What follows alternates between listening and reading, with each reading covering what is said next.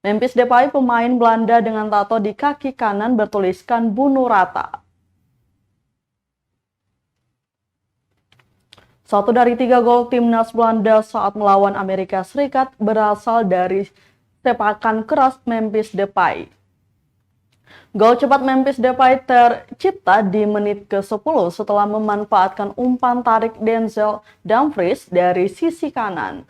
Gol pembuka itu turut mengantar The Orange jadi juara grup A dan melaju ke babak perempat final Piala Dunia 2022.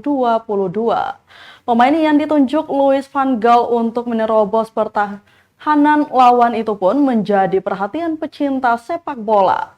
Tidak hanya karena golnya, pemain kelahiran 1994 juga dikenal dengan ciri khas kaos kaki pendek serta tato.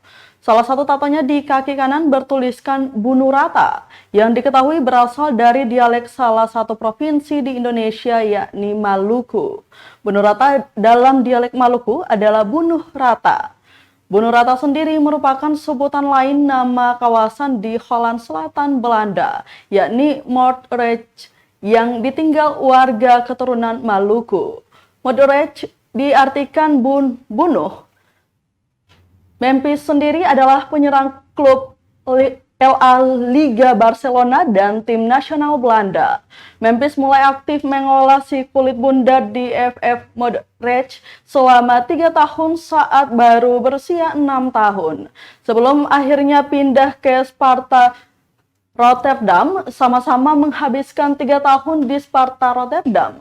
Kemampuannya dilirik oleh pencari bakat dari PSV Youth Academy, dan pada tahun 2006 pemain dengan tinggi 178 cm ini resmi pindah ke PSV.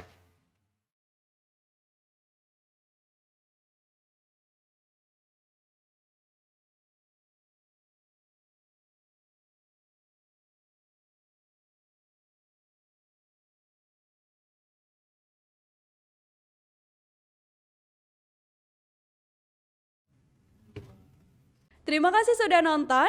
Jangan lupa like, subscribe, dan share ya.